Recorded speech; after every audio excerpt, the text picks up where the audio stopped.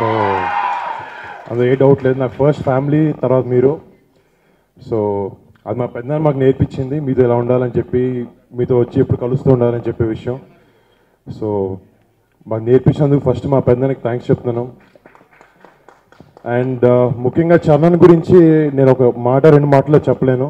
నా హోల్ ఫ్యామిలీలో నాకు అందరికన్నా క్లోజ్ చరణ్ అన్న.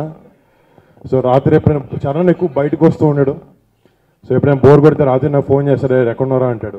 బయట ఉన్న చరణ్ ఏంటి అంటే ఇంటికి రా అంటాడు. టక్కన వెళ్తాను, కూర్చుంటాను, ఏదో విషయాలు మాట్లాడుకుంటూ ఉంటాం. సో ఎక్కువ అవుట్ గోయింగ్ కా చరణ్, మీ అందరికి తెలుసు, బయటకి ఎక్కువ రాడు. బట్ తనకి చాలా ఉంటుంది ఇలా బయటికి రావాలి, మీ అందరితో కలిసి ఉండాలని. వస్తాడు డెఫినెట్గా, నెక్స్ట్ బర్త్డేకి చరణ్ వస్తాడు. అండ్ ఇవన్నీ కన్వే చేస్తాను నేను. And he's very happy. ఇప్పుడు కొత్తగా సుకుమార్ గారి సినిమాలో ఆ లుక్ పెంచుతున్నాడు, గడ్డం వేసుకొని, చాలా బాగున్నాడు. నేను లుక్స్ ఫోటోలు కూడా చూశాను. డెఫినెట్గా చరణ్ అన్న చేసే నెక్స్ట్ సినిమా మీ అందరిని అలరుస్తుంది, అందరినీ గర్వంగా ఉండేలా చేస్తుంది డెఫినెట్లీ. అండ్ ఇందాక సారీ డిస్ట్రిబ్యూషన్ ఇంకా వేరే ప్రోగ్రామ్స్ చాలా చేస్తూ ఉంటారు అభిమానులు అందరూ. ప్రతి పుట్టినరోజు నాదానికి కానీ, తేజ్ దానికి కానీ, అన్నదానికి కానీ.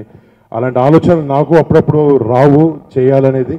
సో మీ అందరికీ థ్యాంక్ యూ సో మచ్, ఇలా మంచి కార్యక్రమాలు చేసి మా అందరికీ వెన్నంటూ ఎప్పుడు సపోర్టివ్గా ఉన్నందుకు. So thank you one and all, thank you so much, love you all, bye.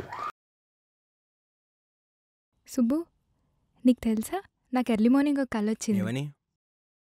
నువ్వు నన్ను జ్యువెలరీ షాప్కి తీసుకెళ్ళి వడ్డానం కొనిచ్చావంట. ఏ టైంకి? గుర్తులేదు సుబ్బు, 5కి అనుకుంటా. అదే మరి 5కి మీ బాబు వచ్చి బిల్లు కట్టినట్టు నాకు కాల్ వచ్చింది.